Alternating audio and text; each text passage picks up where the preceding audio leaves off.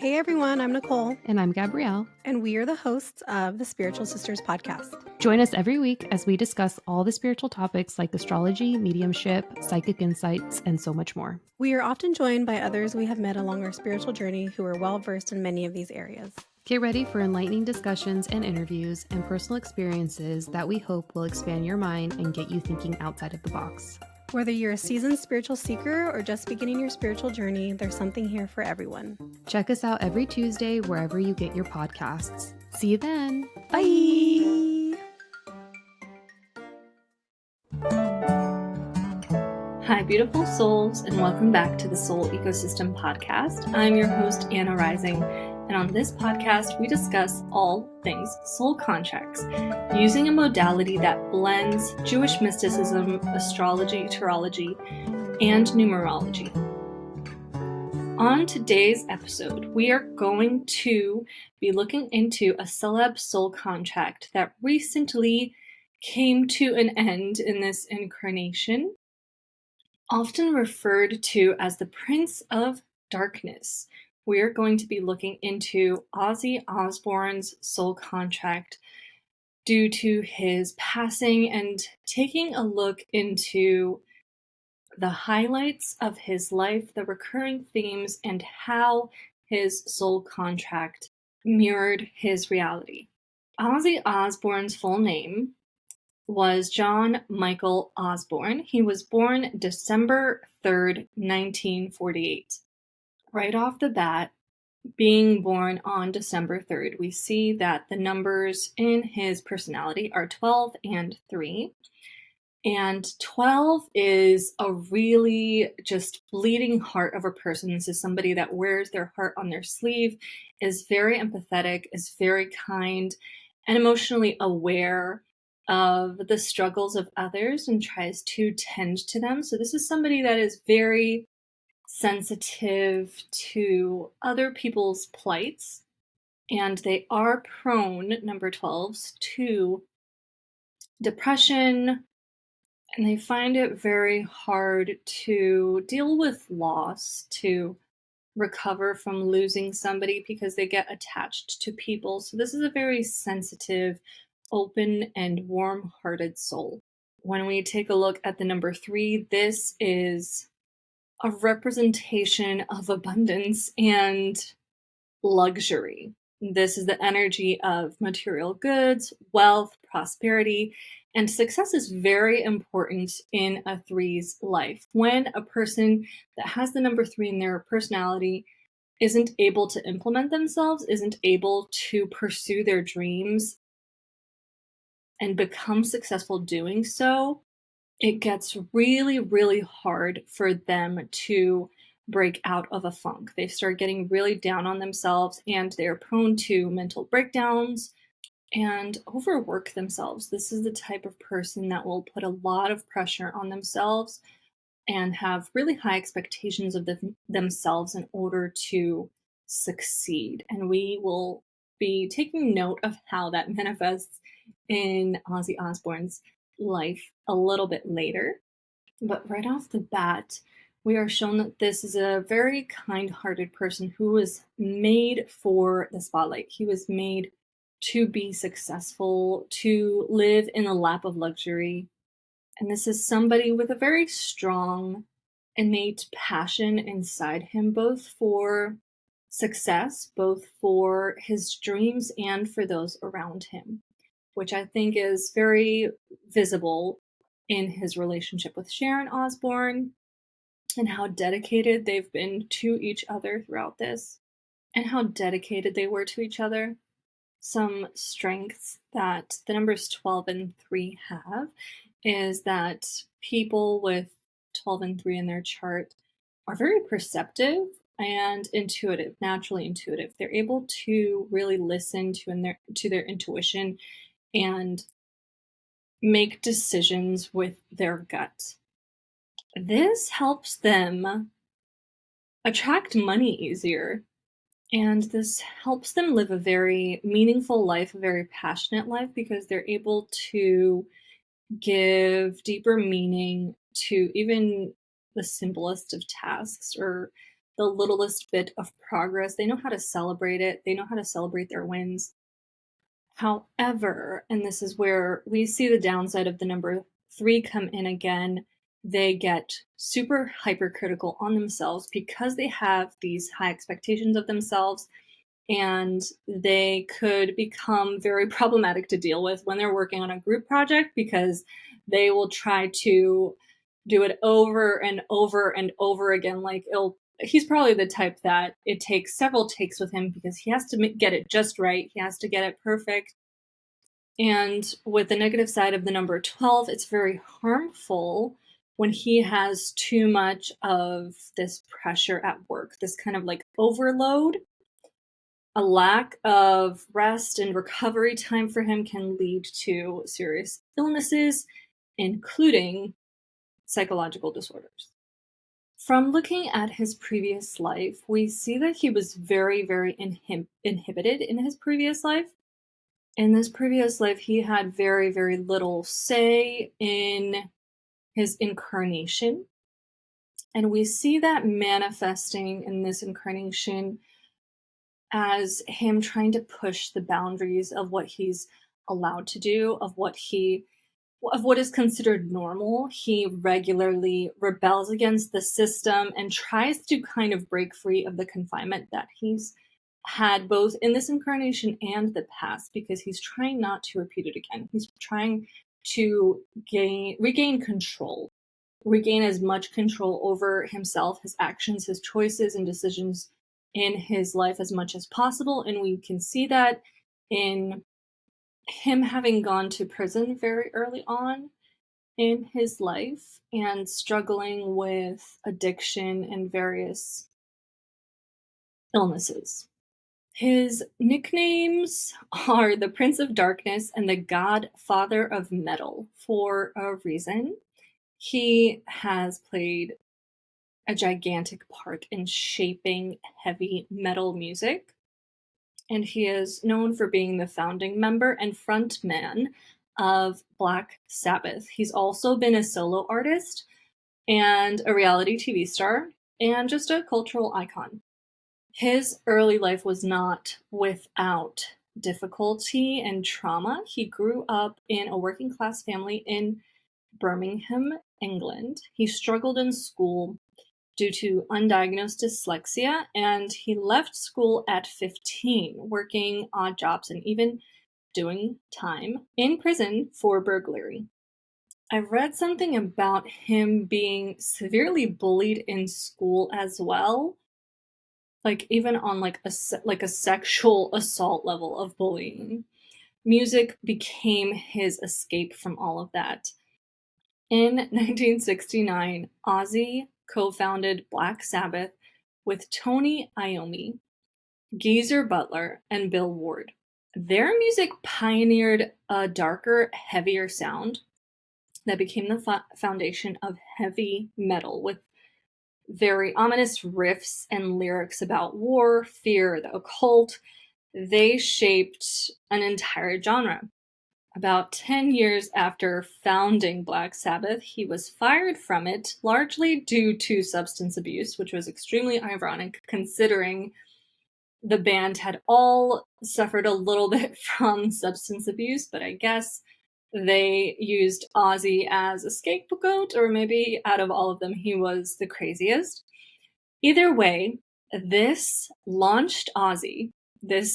firing launched Ozzy into a massively successful solo career with the help of his wife, Sharon Osbourne. Now, originally, Sharon Osbourne's father was Ozzy's manager, and her dad had sent Sharon to manage him and give him everything that he needs, quote unquote.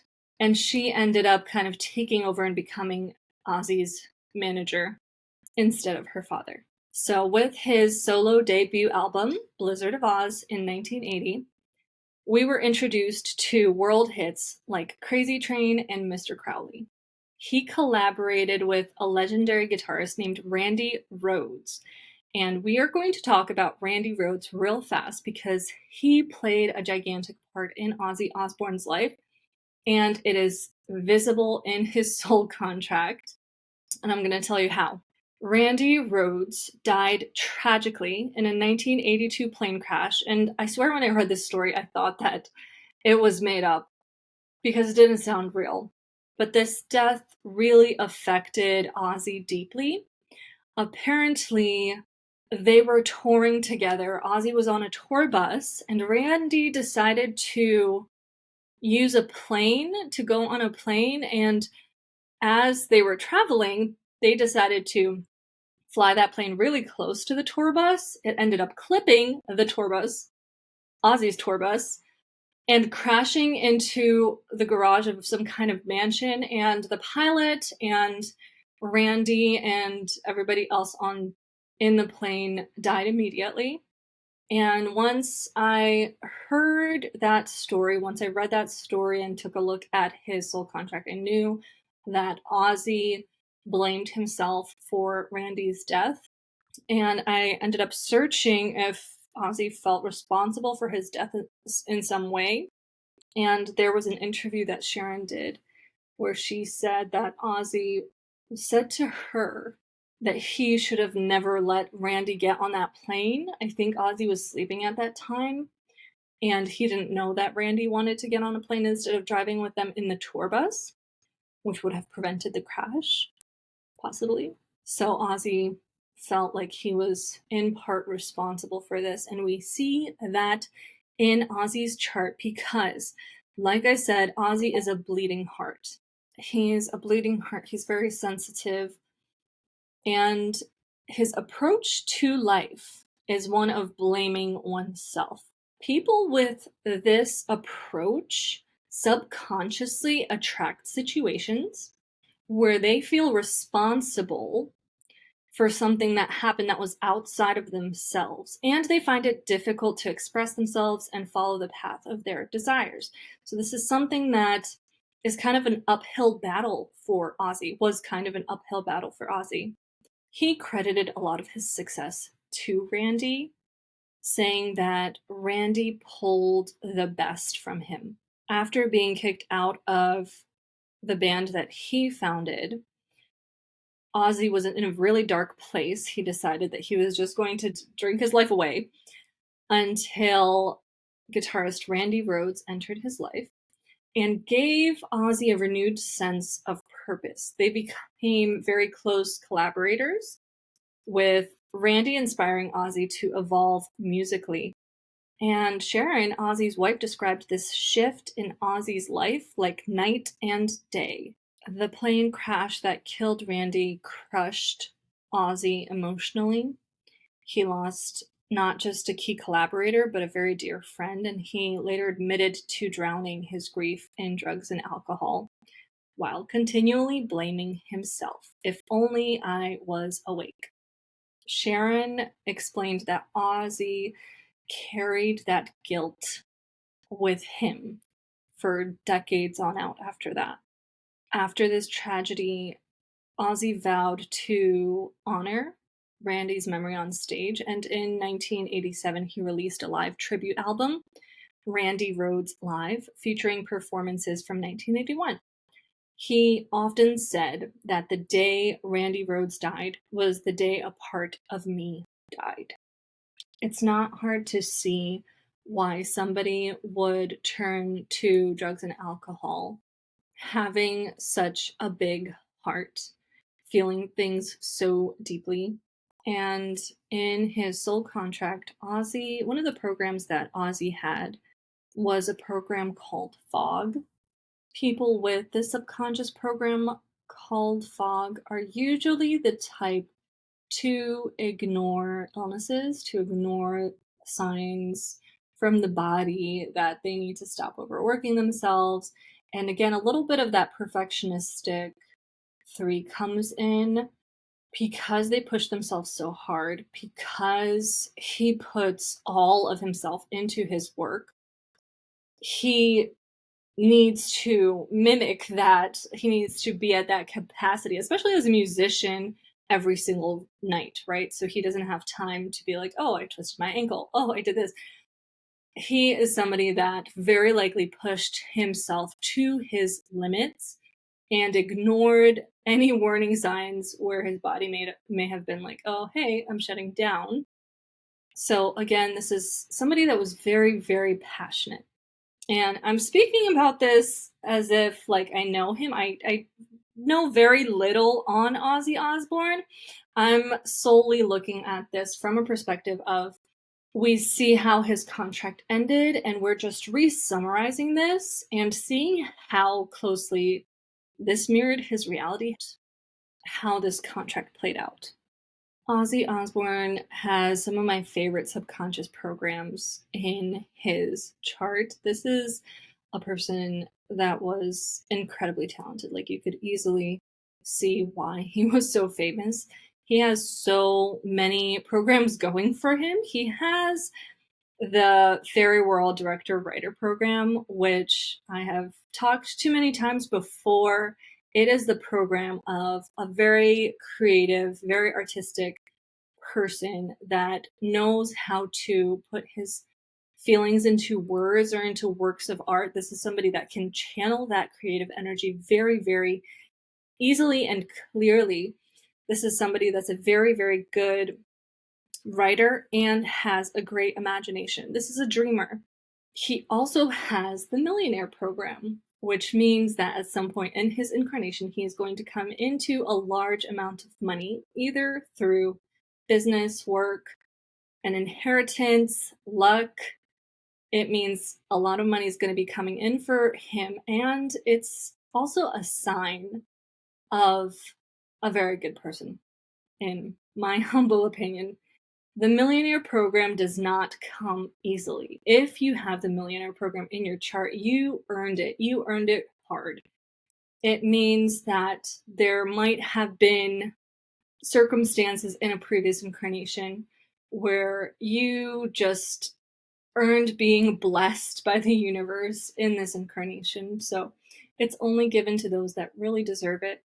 And I think that kind of speaks to the polarity that we see in Ozzy's professional life and in his personal life, because Sharon spoke to how chaotic he was professionally. He was known for being very chaotic, very out there, and he was completely different with her. He was very calm, he was very caring and tenderhearted with her.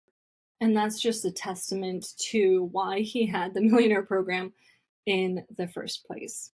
He also has the Harmony slash Label Program, which essentially is like the program of uniqueness. This is somebody that stands out. They either have a very distinctive voice, a very distinctive birthmark, a very distinctive mole, somehow they stand out from the crowd, and Ozzy is like the poster boy for that. These type of people internally are very, very lovely. They're interesting, they have creative abilities, and they're spiritual. Again, that intuition comes into play where he knows how to tap into something otherworldly and use it to his advantage, use it to be successful, to further his career, to further his dreams.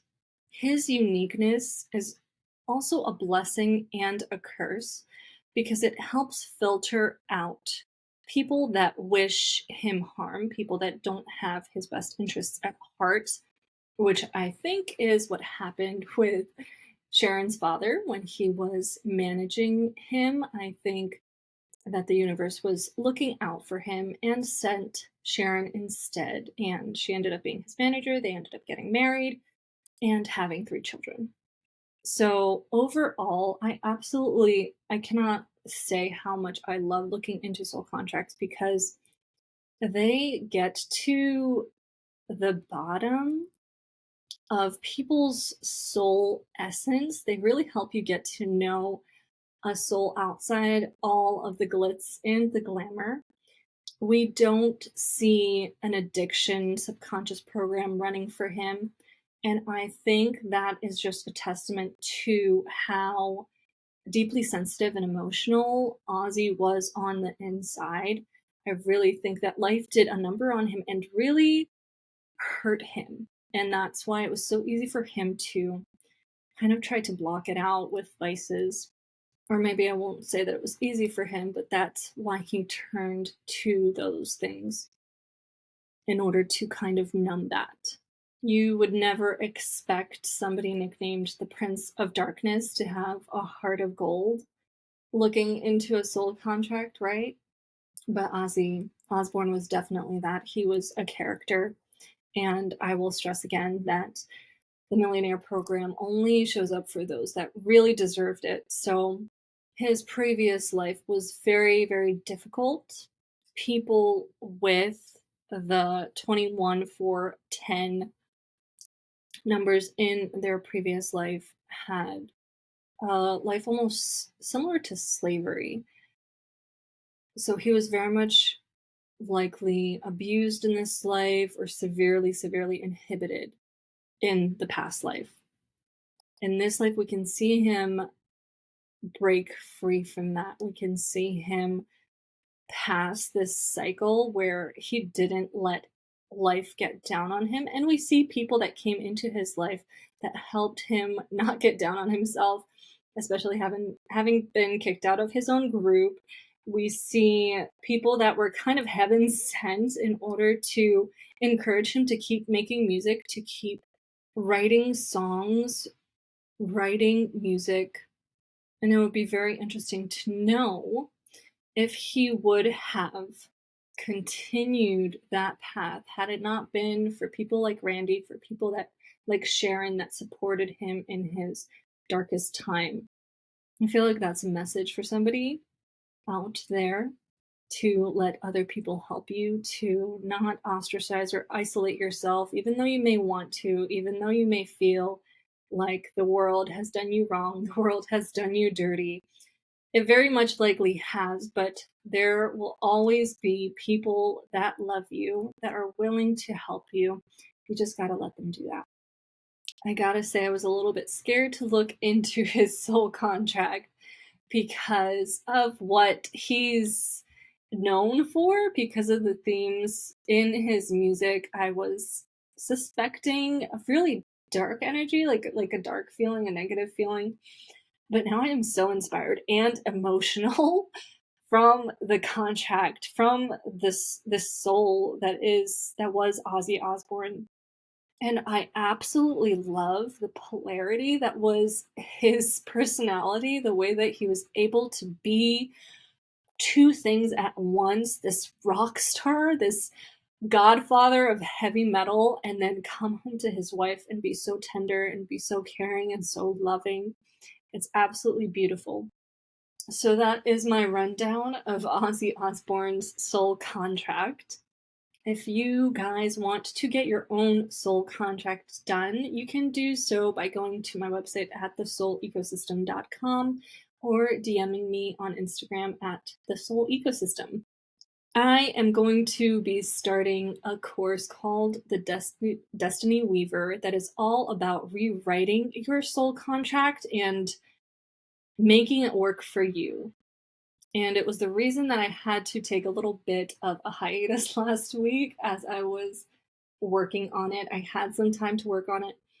And the more I've been digging into this course, the more information has been coming up, the more downloads I've been getting. And I really want it to be perfect. I have a little bit of that perfectionism that we see in Ozzy Osbourne. So I'm going to have to postpone enrollment and likely postpone the start of the course a little bit, but I will choose to believe that it's divinely timed because I know that it's only going to make the work that much more potent. And let me tell you, as I'm creating this course, I'm living through the transformation that this course is kind of bringing up. Like it asks you to reach a level, it asks you to come up to another level within yourself that you didn't know was there. So it's really potent stuff. It's really potent transformation, and I cannot wait to share it with you guys. prepare for life-changing energy, prepare for life-changing work, and I will be posting when it is going to start, when enrollment is going to open as soon as I possibly can. Otherwise, stay tuned, follow me on Instagram, and catch me next Friday on the Soul Ecosystem podcast, available on Apple, Spotify, and YouTube. Thank you very much. You guys have a wonderful weekend.